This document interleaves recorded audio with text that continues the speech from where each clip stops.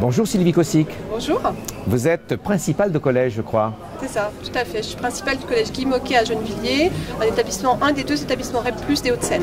Alors il est REP+, et pourtant les outils numériques des élèves sont au cœur d'un projet que vous développez dans votre établissement. Expliquez-moi. Alors tout à fait. Alors on a l'impression que parce qu'on est établissement éducation prioritaire, on ne peut pas être dans le numérique, parce que c'est pas pour les élèves et ni les parents d'éducation prioritaire. Donc l'année dernière, on a répondu au plan numérique gouvernemental, on a été retenu. Je voudrais insister sur le fait qu'il y avait déjà une pratique ancienne du numérique. On ne va pas devenir établissement numérique si déjà on n'a pas une expérience du numérique, s'il n'y a déjà pas des pratiques pédagogiques avec des formations qui étaient proposées aux enseignants. Et donc c'est un établissement numérique. Oui. Bonjour Sandrine Quérault, vous êtes également principale de collège. Oui, moi je suis au collège Maurice-Genevoix de Montrouge, dans les Hauts-de-Seine.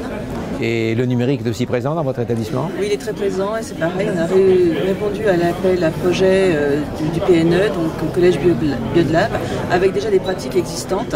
Et on a utilisé en fait l'appel à projet comme booster de notre politique numérique dans l'établissement. Bien sûr, alors là ici nous sommes aux Net Journées organisées par ITOP.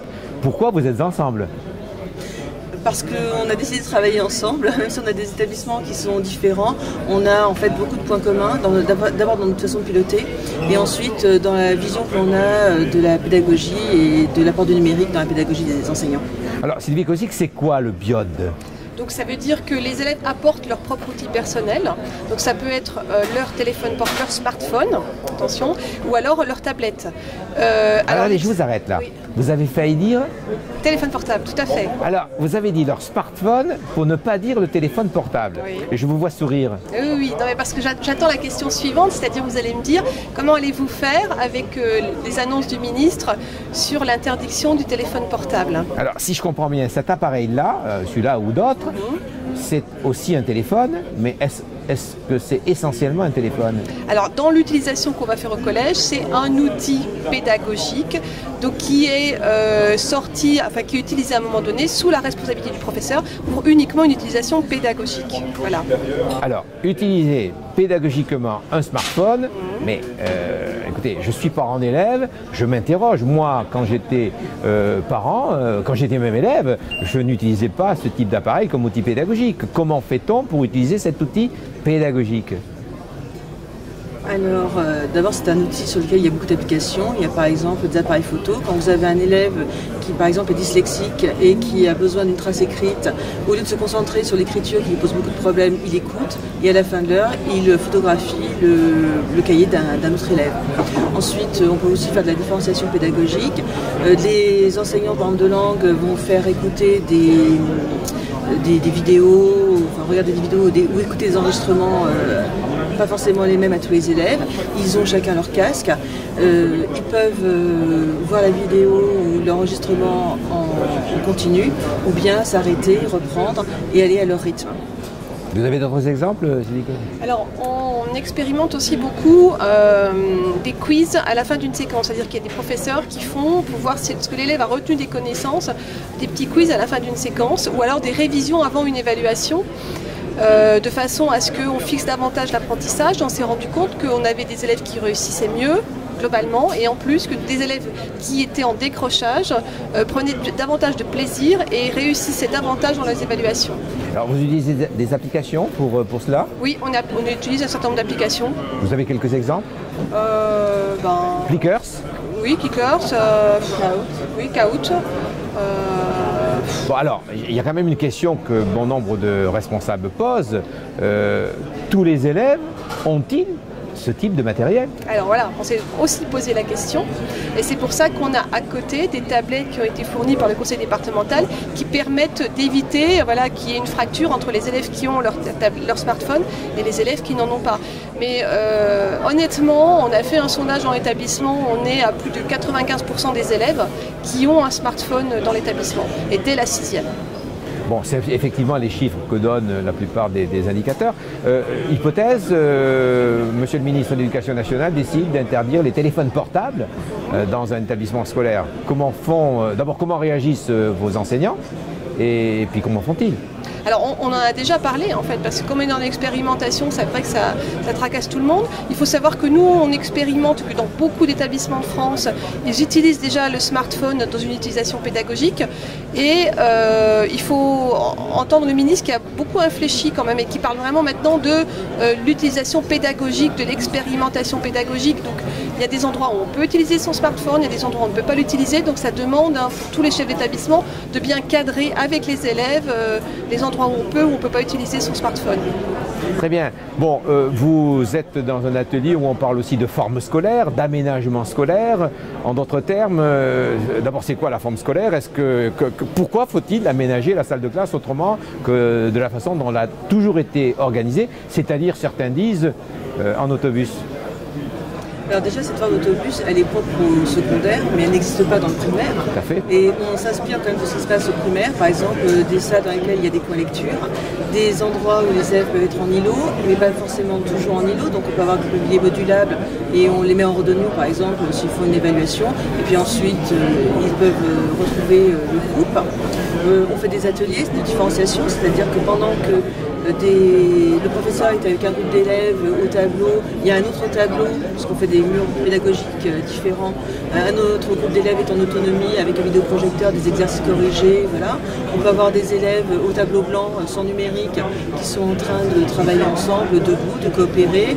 Et voilà, chacun, en fait, on aménage les espaces de façon à ce que les élèves puissent davantage coopérer, y compris dans les espaces de circulation. Alors, si les élèves coopèrent davantage dans la classe, cela signifie qu'il n'y a pas le discours de l'enseignant, l'enseignement descendant traditionnel de l'enseignant en direction des élèves, mais un accompagnement de l'enseignant, des élèves par l'enseignant. Tout à fait. Enfin, ça change complètement la façon dont on conçoit ses cours, la façon dont on conçoit sa relation avec l'élève. Et on est allé aussi sur un aménagement, nous par exemple, de la salle de permanence. Où justement, on a voulu changer cette façon autobus, comme vous disiez, et on est également sur des espaces qui seront modulables, des endroits où on peut travailler debout, où on peut s'isoler pour lire, etc. Mais par contre, on s'est rendu compte que ça demande un accompagnement des personnels, parce que par exemple, les assistants d'éducation, ça a été très compliqué, ça les a mis en danger. Et le fait de se retrouver avec une autre façon d'organiser la salle, il a fallu faire des formations pour les aider à travailler sur la motivation des élèves, comment les mettre au travail, etc. Alors revenons au corps enseignant. Les collègues enseignants, comment réagissent-ils dans ce type de... Est-ce qu'ils sont moteurs? Est-ce que vous devez les accompagner? Est-ce que plus exactement ils s'interrogent? Comment réagissent-ils? On a plusieurs catégories de personnel. Ah oui. Vous avez déjà des personnels qui faisaient ça alors qu'ils n'avaient pas le mobilier. Tout à fait. Voilà. Donc ils sont vraiment ravis de pouvoir se mobilier. Ensuite vous avez une catégorie qui, comme le mobilier est arrivé, vont se lancer dans ce type d'organisation de l'espace. Et puis vous avez une troisième catégorie qui se sent en danger parce que pour eux déjà la gestion de classe classique c'est compliqué et c'est une mise en danger supplémentaire. Donc cette catégorie-là de personnel, il faut les accompagner justement pour les sécuriser par rapport à cette nouvelle organisation de l'espace. Alors Catherine Becchetti-Viso, je suppose que vous la connaissez, a écrit un rapport au ministre de l'Éducation nationale, a écrit un rapport au ministre, pour le ministre de l'Éducation nationale sur les nouvelles formes scolaires induites par le numérique. Vous en aviez pris connaissance dans l'établissement avant de vous lancer ou bien... Donc c'est une génération spontanée dans vos établissements d'une nouvelle organisation de la classe. C'est cela ? Oui, puis ça correspond à un besoin aussi, ça correspond à un besoin notamment de revivifier ces pratiques pédagogiques. Et nous, par exemple, dans mon établissement, j'ai des gens qui sont là depuis 20 ans, ou en tout cas dans l'éducation nationale depuis 20 ans, ils ont besoin de changer leur pratique pour évoluer. Et le public d'élèves que l'on a doit aussi être formé à des outils qui vont être leurs outils dans l'avenir. Donc on va les accompagner. On va extrapoler. On parle des élèves dans une classe et de la relation enseignant-apprenant. Est-ce que vous, dans vos pratiques de personnel de direction, dès lors que vous réunissez des collègues enseignants en réunion, par exemple pédagogique, est-ce que vous organisez l'espace de réunion différemment de la façon dont il était organisé jusque-là? En d'autres termes, est-ce que vous organisez des îlots pour les professeurs lorsque vous organisez des réunions avec eux? Alors ça dépend de quel type de réunion, mais c'est vrai que par exemple, lorsqu'on fait des formations interdegrés REP+, là on est sur des îlots qui sont organisés où on met les gens en travail sur une thématique. Donc ça, on le fait. Après, sur un conseil d'administration ou sur un conseil pédagogique, on n'est pas sur du descendant sur un conseil pédagogique, ou on est sur un temps d'échange, mais on est plutôt sur une forme classique de U. Voilà. Est-ce qu'on peut imaginer qu'à un autre niveau, au-dessus des personnels de l'établissement, donc, par exemple, une réunion de bassin puisse être organisée de cette façon? Est-ce qu'on peut imaginer qu'une réunion des chefs d'établissement par un inspecteur d'académie ou un recteur puisse être organisée de cette façon? Je ne vais pas plus haut, mais ça pourrait être envisagé aussi. Oui, tout à fait, parce que dès lors qu'on met les gens à l'atelier et que la réunion a été préparée en amont, que les gens ont des thématiques et qu'ils peuvent travailler dessus, c'est beaucoup plus facile en fait.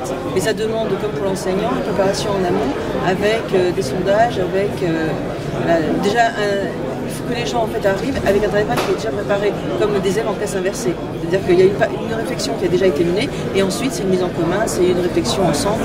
Et en tout cas, oui, c'est tout à fait possible. Le recteur de l'Académie Aix-Marseille, lors d'une réunion de l'Orme,